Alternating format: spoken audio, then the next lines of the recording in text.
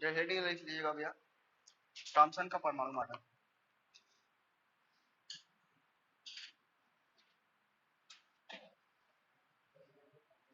Thompson का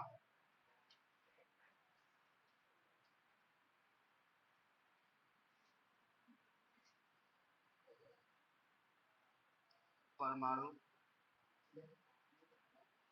model, Thompson का परमाणु मॉडल, ये आपका हेडिंग रहेगा। हेडिंग लगा लीजिएगा। और ये वो तरबूजा बनाए बिना रंग का, उसे बना लीजिएगा। ठीक है,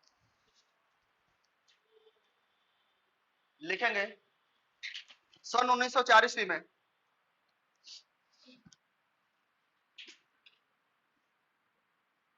सन 1904, हाँ 1904 ईस्वी में सर्वप्रथम सर्वप्रथम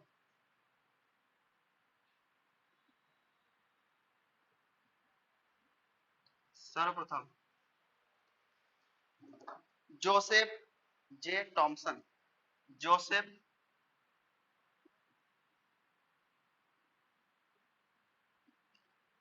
जे टॉमसन, जोसेफ डे जे टॉमसन ने परमाणु मॉडल प्रस्तुत किया, ने परमाणु मॉडल ने परमाणु मॉडल प्रस्तुत किया,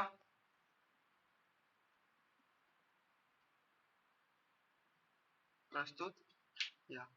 कौन थे भैया? जोसेफ जे टॉमसन ने परमाणु मॉडल क्या किया था? प्रस्तुत किया था, जिसे टॉमसन का परमाणु मॉडल कहते हैं, जिसे टॉमसन का परमाणु मॉडल कहते हैं।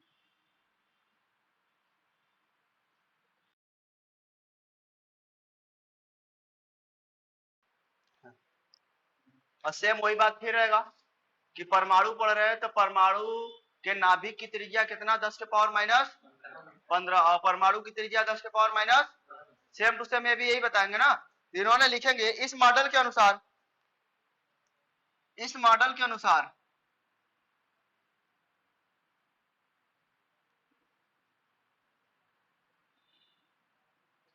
इस मॉडल के अनुसार प्रत्येक परमाणु 10 के पावर माइनस 10, 10 के पावर माइनस 10 मीटर त्रिज्या का कुछ समय के लिए इसे इरेज कर देते हैं, फिर बनाएंगे ना। त्रिज्या का एक धनावेशित गोला होता है, एक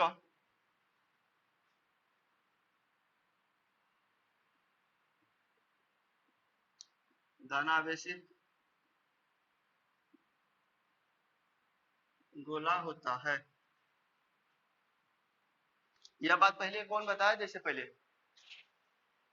रदरफोर्ड, असेम यहाँ पर है ना। अच्छा, उसके साथ साथ कुछ और भी बताए थे रदरफोर्ड। हाँ, बोले थे ना कि जो नाभिक है उस नाभिक के अंदर पूरा पूरा क्या है? धन आवेश है, साथ ही साथ पूरे परमाणु का द्रव्यमान भी उसी में विद्यमान है। तो लिखेंगे इसमें भी तथा पूरे परमाणु का द्रव्यमान,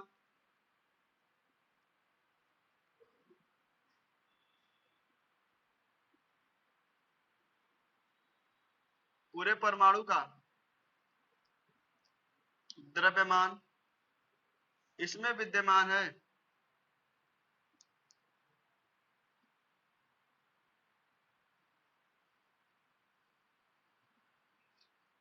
इसमें विद्यमान है।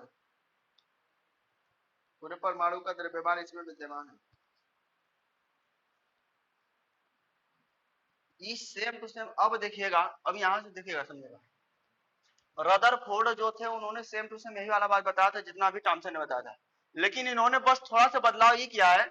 रदरफोर्ड ने भी यही बोला था कि जो परमाणु है, परमाणु के जितने भी द्रव्यमान है उसमें क्या होगा, उसके बीच में गोला होता है, उसमें विद्यमान रहते हैं, जिसे नाभिक कहते हैं। साथ ही साथ पूरे परमाणु का जो धन आवेश है, धन आवेश भी कहाँ विद्यमान रहेगा, नाभिक के अंदर। असम ये भी बोले टॉमसन भी। लेकिन इसमें ये होगा, इन्होंने बोला था कि जो इलेक्ट्रॉन चारों तरफ घूम रहे थे कहां पर, रदरफोर्ड में। रदरफोर्ड में बोला था ना कि जो नाभिक मान लेते हैं, यहाँ पर हमारा द्रव्यमान हो जाएगा, सॉरी परमाणु हो जाएगा, ये नाभिक हो जाएगा। इसमें जो इलेक्ट्रॉन चारों तरफ घूम रहे हैं वो रदरफोर्ड बताते। लेकिन जब ई आएंगे ना, कौन, टॉमसन, तो जो टॉमसन थे ना उन्होंने ही बोला था कि चलिए एक तरबूज बना देते हैं, तरबूज को बना देते हैं यहाँ पर। और तरबूज बनाने के बाद इन्होंने ये बोला था कि इसमें जो इलेक्ट्रॉन होंगे वो इलेक्ट्रॉन कैसे होंगे, जैसे तरबूज के बीच में बीज धंसे होते हैं, वो हमारे क्या कहलाएंगे, इलेक्ट्रॉन कहलाएंगे। यही बात उन्होंने बोला था। सेम वही चीज कि रदरफोर्ड ने भी यही बोला था कि ये किसी भी परमाणु का पूरा द्रव्यमान उसके बीच में नाभिक में स्थित होगा, साथ ही साथ पूरे परमाणु का धन आवेश भी उसके नाभिक में होगा। सेम बात यही भी अभी बोले हैं। सन 1940 में सर्वप्रथम जोसेफ ने, जे टॉमसन ने परमाणु मॉडल प्रस्तुत किया, जिसे टॉमसन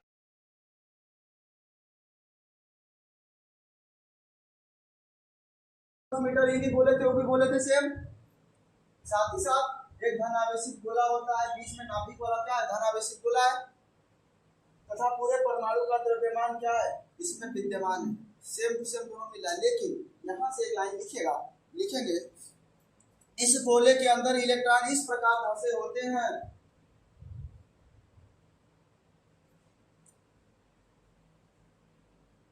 इस गोले के अंदर इलेक्ट्रॉन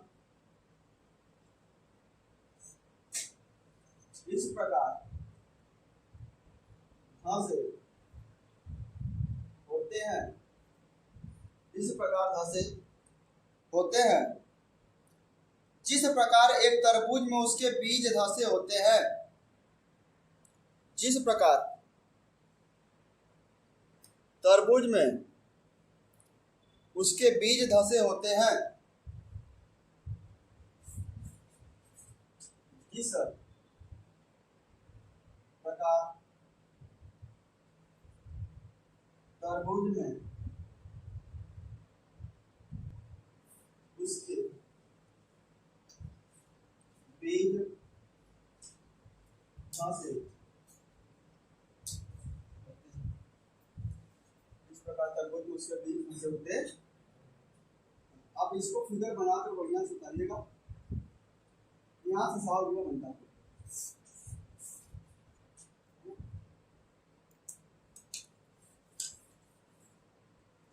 साथ ही साथ इन्होंने एक बात फिर बोला था, लिखेंगे परमाणु में, परमाणु में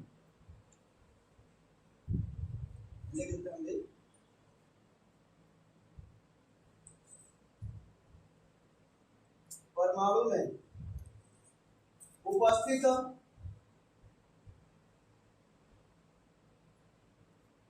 धन आवेश तथा ऋण आवेश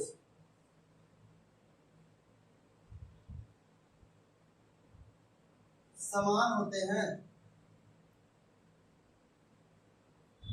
समान होते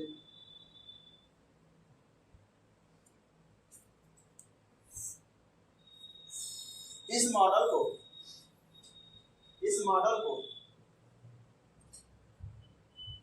तरबूज मॉडल भी कहते हैं, इस मॉडल को तरबूज मॉडल भी कहते हैं।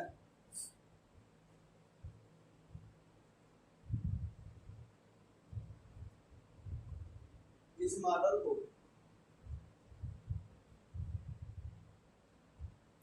तरबूज मॉडल भी,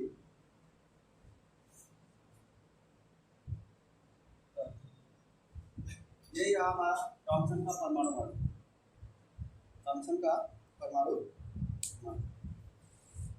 एक बार पुराना फिर से रिवीजन कर ले, है ना।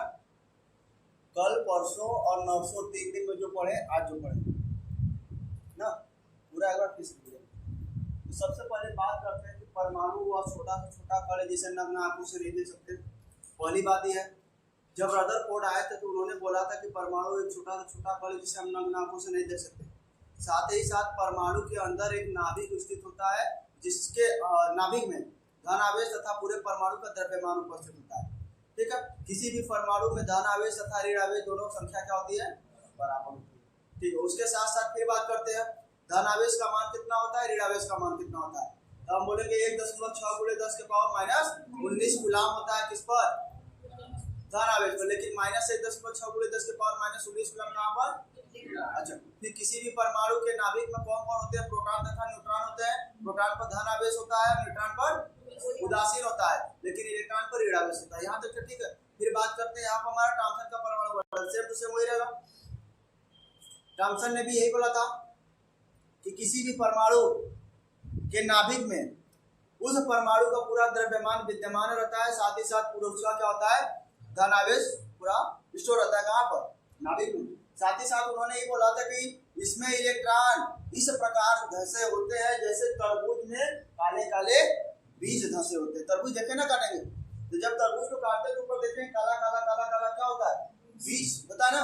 तो वह इलेक्ट्रॉन उन्होंने बोला था कि जिस प्रकार तरबूज में काले काले बीज दिखते हैं उस तरह क्या है उसमें परमाणु के अंदर इलेक्ट्रॉन हमारे घूम रहे हैं। ठीक है, साथ ही साथ फिर उन्होंने बोला था परमाणु उपस्थित धन आवेश तथा ऋण आवेश समान होते हैं। इस मॉडल को तरबूज मॉडल भी कहते हैं। यानी सेम टू सेम सब कुछ वही है, बस यहाँ पे इन्होंने थोड़ा सा दिमाग लगा दिया और बोल दिया ऐसे नहीं। क्लियर है ना। फिर बात करते हैं थॉमसन के परमाणु मॉडल के दोष। थॉमसन के परमाणु मॉडल के दोष। थॉमसन के परमाणु मॉडल के दोष।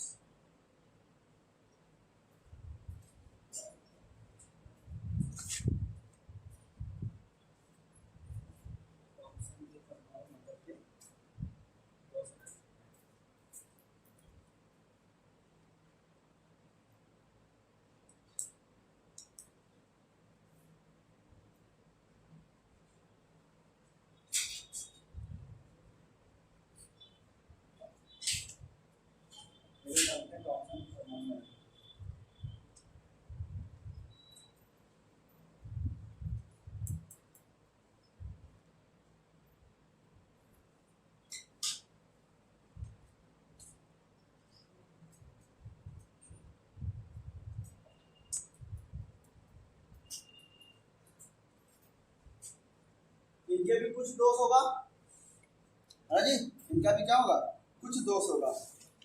दोष मतलब समझ रहे हैं, दोष फ्रेंड लिखेंगे। यह मॉडल परमाणु के स्पेक्ट्रम की को नहीं समझा सका।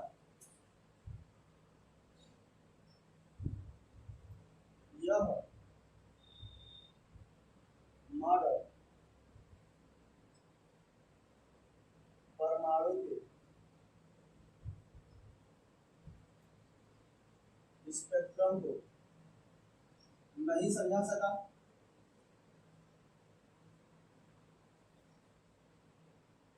नहीं समझा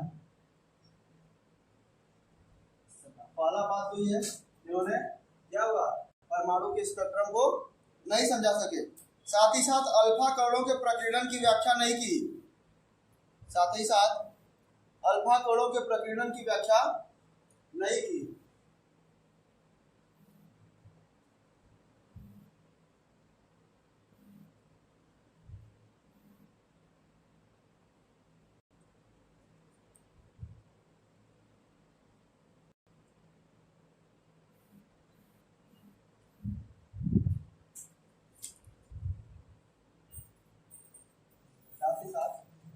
अल्फा कणों के प्रकीर्णन की व्याख्या नहीं।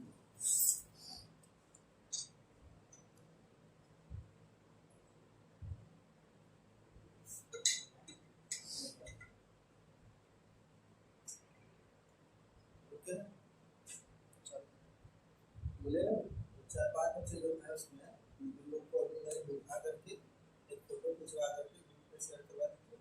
12th की क्लास स्टार्ट हो गई, डेट अपना मेंशन कर दीजिए और फिर जो पढ़ाने का क्लास शिक्षक होगा तो बच्चों को उसको बैठा दीजिए 2 मिनट के लिए बस ना, तो वहाँ पर रुक जाएगा।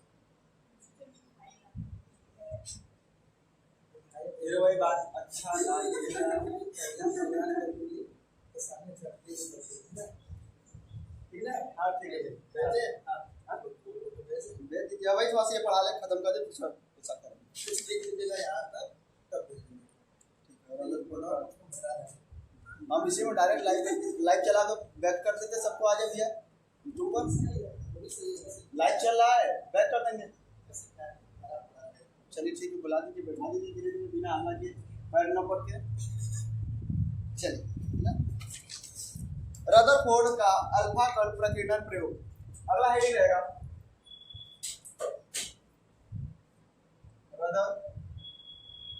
रदरफोर्ड का अच्छा सॉरी एक मिनट रुकिएगा। नहीं ठीक है, अगला हेडिंग ना बोले हैं, ठीक है सही है, ये खत्म हो गया। अगला रहेगा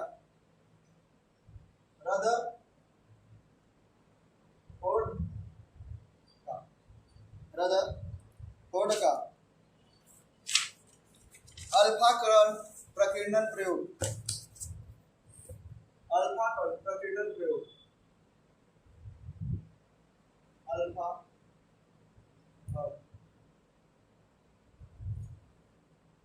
प्रकीर्णन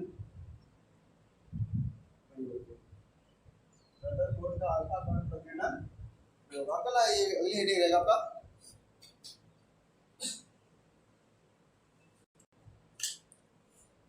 अच्छा। इससे पहले जो थॉमसन थे उन्होंने कब सन 1904 में, अभी आएंगे कब 1911 में, ठीक है ना। 10 साल बाद कितने साल भैया, सन 1911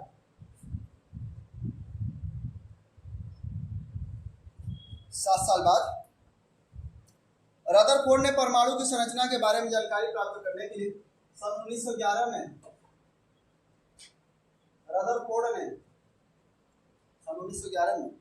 रदरफोर्ड ने परमाणु की संरचना के बारे में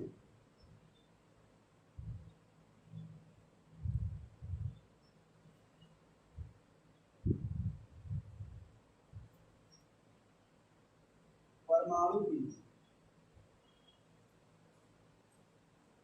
संरचना के बारे में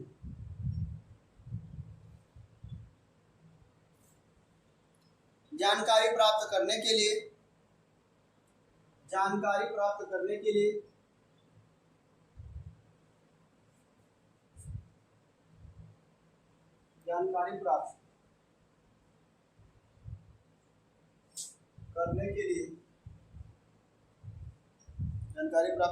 लिए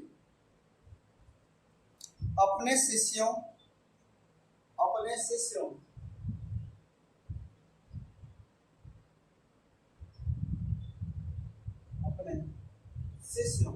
शिष्य का क्या नाम था भैया, एच गाइडर तथा एच गाइडर तथा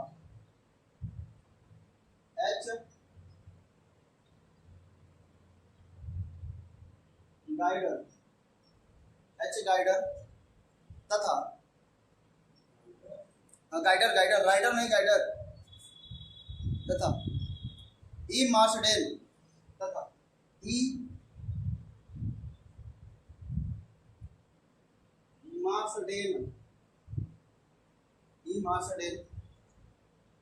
के साथ मिलकर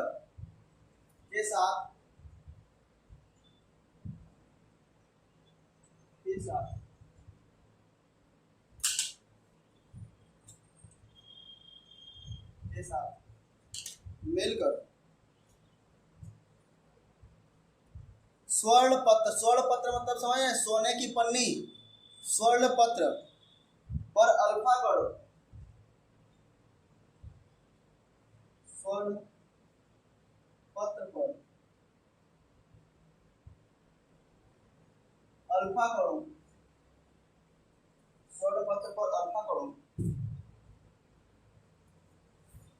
की बमबारी की तथा अल्फा कणों की बमबारी की अल्फा कणों की बमबारी की तथा अल्फा कणों की बमबारी की तथा निम्न प्रक्षेप व निष्कर्ष प्राप्त किए तथा निम्न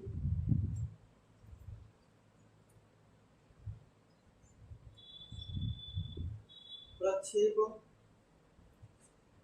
व निम्न प्रक्षेप व निष्कर्ष प्राप्त किए निष्कर्ष प्राप्त निष्कर्ष प्राप्त यानी एक बार फिर से अच्छा याद हो रहा है कि नहीं? पहले जितना लिखा है सब याद हो रहा है ना? याद सबसे जरूरी। बात करते हैं रदरफोर्ड का अल्फा कण प्रकीर्णन प्रयोग। तो आप देखिए सुनेगा जब पेपर में आएगा बोला रदर अल्फा कण प्रकीर्णन, तुरंत जान जाइएगा कि अल्फा कण का क्या किया, बमबारी कराया था कहां पर? सोने की पन्नी पर।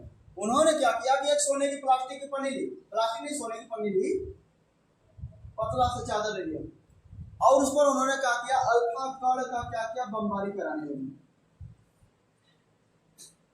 ना। कौन दिया? रदरफोर्ड। टॉमसन ने कहा था कि किसी भी परमाणु के बीच में एक नाभिक गोलाकार होता है जिसमें जिसके अंतर्गत धन आवेश तथा पूरे परमाणु का द्रव्यमान विद्यमान रहता है। साथ ही साथ उन्होंने ये भी बोला था कि उसमें जो इलेक्ट्रॉन होते हैं वो इस प्रकार बिखरे होते हैं जिस प्रकार तरबूज में काले काले बीज बिखरे होते हैं। टॉमसन बोले थे कब? 1904 में। तो फिर 7 साल बाद आए उनके कौन? चचा जी रदरफोर्ड। उन्होंने क्या किया कि इन्होंने भी परमाणु के बारे में जानकारी निकालने लगे। तो इन्होंने क्या किया कि एक सोने की पन्नी यानी सोने की पन्नी पतला सा सीट लिया, उस पर उन्होंने क्या किया कि अल्फा कणों की बमबारी कराई। कब? 1911 में। 10 साल बाद? 7 साल बाद। 1904 में कौन? टॉमसन। 1911 में कौन? रदरफोर्ड। याद रहा? डेट याद रखिएगा। अच्छा, जो 1911 में रदरफोर्ड थे ना, उन्होंने क्या किया, कुछ अपने शिष्य को लिए, जैसे आप लोग हमारे शिष्य उसी तरह वो ले लिए। खाली बैठे थे, सोचे कुछ ना कुछ किया जाए। अकेले तो होगा नहीं, एक लोग सीट पकड़ेगा तो एक लोग अल्फा कण बमबारी कराएगा, दोनों हाथे करेंगे तो फिर दिक्कत हो जाएगा। तो उन्होंने क्या किया कि अपने शिष्य को लिया कौन? एच गाइडर तथा ई मार्सडेल ना। और ना याद हो तो इसे याद रखिएगा कि कौन? रदरफोर्ड ने गाइड के माध्यम से मर्सिडीज गाड़ी में घूमने गए थे, क्या लेकर? अल्फा कण और सोने की पन्नी लेकर प्रयोग करने गए थे। किसके साथ? रदरफोर्ड ने 1911 में किसके साथ? गाइड को लेकर। गाइड मतलब होते हैं ना, कहीं टूर जाते हैं, घूमने जाते हैं तो वो गाइड लेकर जाते हैं। तो गाइड के साथ मर्सिडीज गाड़ी में क्या गए थे? अल्फा कणों की बमबारी कराने गए थे, है ना। तो कुछ कराने के बाद कुछ निष्कर्ष मिला, उस निष्कर्ष को हम लोग पढ़ेंगे। क्लियर है ना? तो लिखेंगे प्रेक्षण। हटा दे सब पूरा, हटा देते हैं।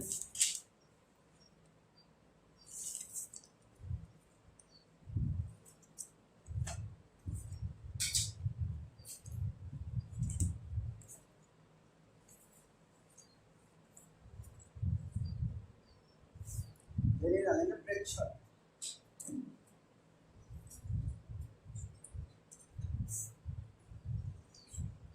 मतलब प्रेक्षण मतलब समझ रहे हैं? जैसे अगर हम प्रैक्टिकल करते हैं, सुनिएगा, प्रेक्षण का मतलब ये होता है जैसे अगर हम प्रैक्टिकल करें, कोई भी प्रैक्टिकल करें, जैसे अगर मान लेते हैं यार फिजिक्स का बुक है, अच्छा इसको बनाने के लिए क्या एक बार में तो बन नहीं गया होगा, पहले निकाले होंगे तो पहले हम क्या किए, पूरा नोट्स तैयार किए होंगे। नोट तैयार करने के बाद कुछ ना कुछ दिमाग लगाया होगा कि यार सब सब्जेक्ट पढ़ना है, चैप्टर को बांटने में दिक्कत होगा तो कहीं ना कहीं देखिए इसमें हम कलर पेज डाल दें कि एक चैप्टर खत्म होगा तो कलर पेज मिल जाएगा। अच्छा पेज का फिर उसके बाद हमारे दिमाग में कुछ ना कुछ फिर आया होगा यार फिर जैसे अगर चैप्टर खत्म हो गया, कुछ अगर हमें इंपॉर्टेंट पॉइंट लिखना होगा तो लिखेंगे कहाँ, तो हर चैप्टर के बाद दो सादा पन्ना डाल दे। तो जैसे क्या हुआ कि हर बार अलग अलग प्रयोग किया कि नहीं, एकाएक हमारे पास आ गया। पहले क्या किया कि पहले हमने नोट्स तैयार किया, नोट्स तैयार करने के बाद फिर क्या किया, नोट्स हमारे पास तैयार हो गया। लेकिन हुआ क्या कि इसमें अगर हमें खोजना रहेगा चैप्टर नंबर 3 तो पन्ना पलटते चले जाए, अब पता तो चले कहाँ पर है, पेज नंबर तो उसमें है नहीं, तो हमने क्या किया कि कलर पेज डाल दिया, यहाँ पर कलर पेज है ना, कलर पेज डाल दिया। अब कलर पेज से क्या हो गया, पता चल गया कि हाँ यहाँ पर कलर पेज आ रहा है, यानी यहाँ से नया चैप्टर चालू है, ये चीज हो गई। फिर उसके बाद याद आया कि अरे यार कुछ अगर इंपॉर्टेंट चीज मिल जाए या कोई पॉइंट मिल जाए लिखना रहे, हम लिखेंगे कहाँ, तो उसी के पास दो सादा पन्ना और डाल दिए, है ना। तो इस प्रकार हमने 3 बार प्रेक्षण किया तब जाकर हमारे नोट से तैयार हुआ। इसी तरह इन्होंने भी कुछ प्रेक्षण किया होगा, उस प्रेक्षण के बारे में पढ़ेंगे कितने प्रेक्षण किए। तो देखिए पहली बार क्या हुआ कि अधिकांश अल्फा कण, पहला प्रेक्षण रहेगा आपका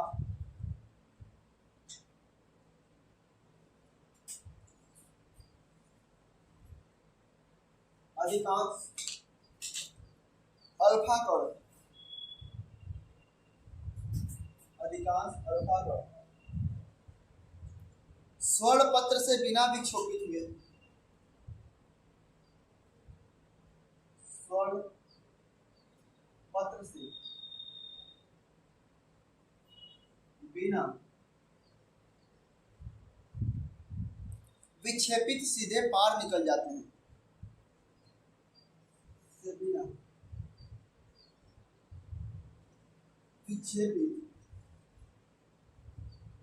पार निकल जाते हैं।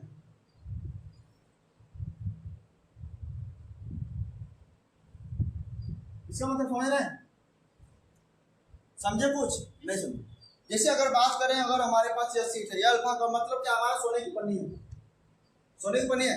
इस सोने की पन्नी पर अगर हम अल्फा कण की बमबारी कराते हैं, देखिए यहाँ से अल्फा कण आ रहा है, तो उन्होंने देखा कि कुछ अल्फा कण जो है यहाँ से सीधे आए तो सीधे सीधे निकल गए, यानी उसमें कोई भी विचलन नहीं, वो अपने मार्ग से, वही आपने लिखा है कि अधिकांश अल्फा कण स्वर्ण पत्र से बिना विक्षेपित क्या हो रहे हैं, निकल जाए। फिर अगला सेकंड पॉइंट लिखेंगे, सेकंड पॉइंट लिखेंगे आप, कुछ अल्फा कण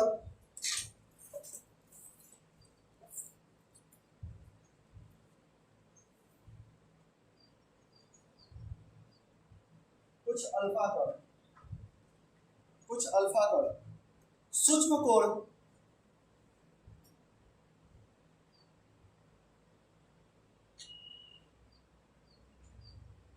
सूक्ष्म कोण 90 डिग्री से कम विक्षोभित हो जाते हैं, 90 डिग्री से कम विक्षोभित हो जाते हैं, विक्षेपित विक्षेपित हो जाते हैं।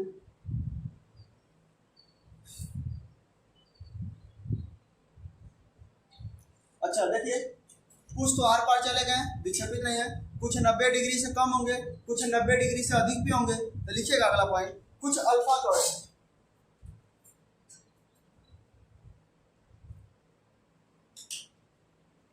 कुछ अल्फा कण, कुछ अल्फा कण 90 डिग्री से अधिक के वेग, 90 डिग्री से अधिक के वेग, 90 डिग्री से अधिक के वेग से विक्षेपित हो जाते हैं, 90 डिग्री के अधिक के कोण से लिख लीजिएगा, कोण से विक्षेपित हो जाते हैं, विक्षेपित हो जाते हैं।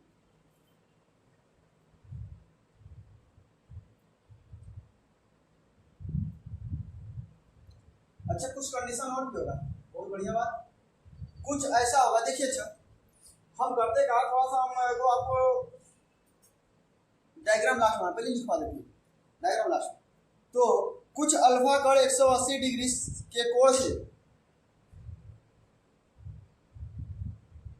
कुछ अल्फा कण 180 डिग्री के कोण से, कुछ अल्फा कण 180 डिग्री के कोण से विचलित होकर पुनः वापस आ जाते हैं 80 डिग्री के कोण से विचलित होकर कुछ अल्फा कण 180 डिग्री के कोण से, मैं दोबारा लिखेगा, के कोण से विचलित होकर पुनः वापस लौट जाते हैं, पुनः वापस लौट जाते।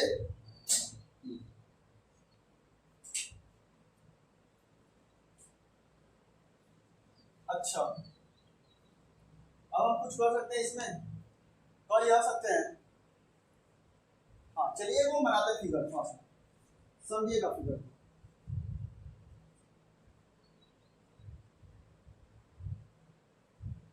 कोई परमाणु है, ठीक है। अब उसके बाद करेंगे क्या कि इसमें मान लेते तो कोई बीच में नाभिक है, इस तरह बनाते हैं, थोड़ा देखिएगा। कुछ अल्फा कण आएंगे इधर, सब क्या है, ये सब क्या है हमारा अल्फा कण। अल्फा कण आएंगे तो होगा क्या कि कुछ थोड़ा सा और आगे बनाते हैं,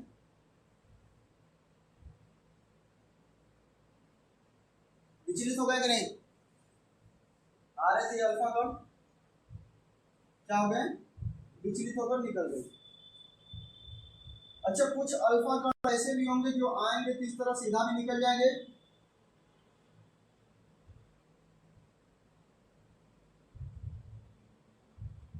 निकल गया, बोलिए। कुछ अल्फा कण ऐसे होंगे कि आएंगे तो जरूर, लेकिन आगे नहीं जाएंगे, पुनः फिर इसी माध्यम में क्या जाएंगे, वापस हो जाएंगे। और कुछ ऐसे भी होंगे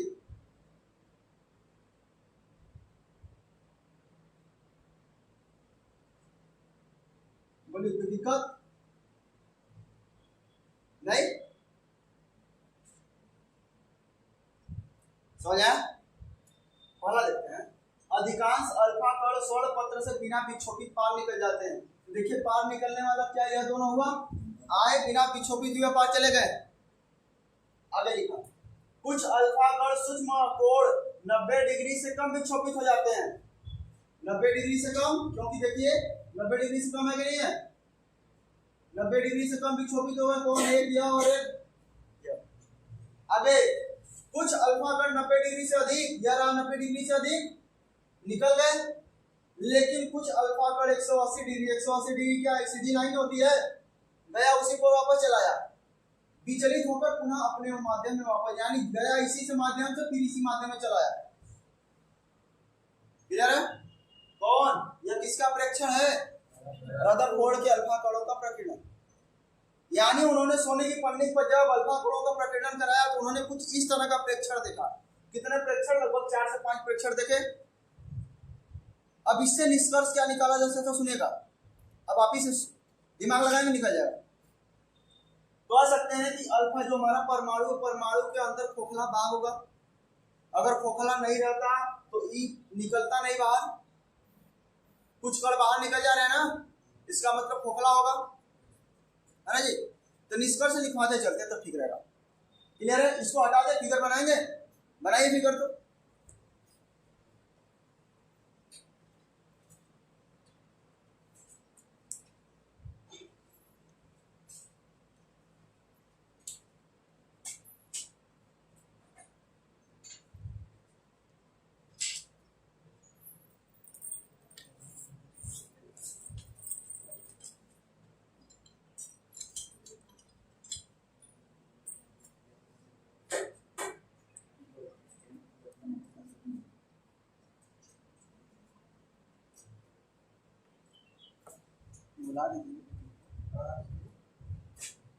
बस अच्छा इतना कर लीजिएगा, सुनिए हमारी बात को, इतना कर लीजिए।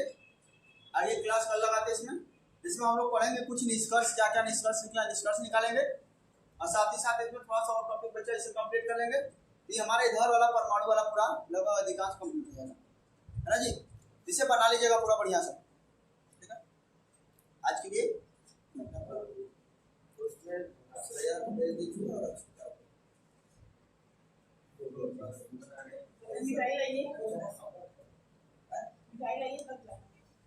भाई उधर बटेगा ना। नहीं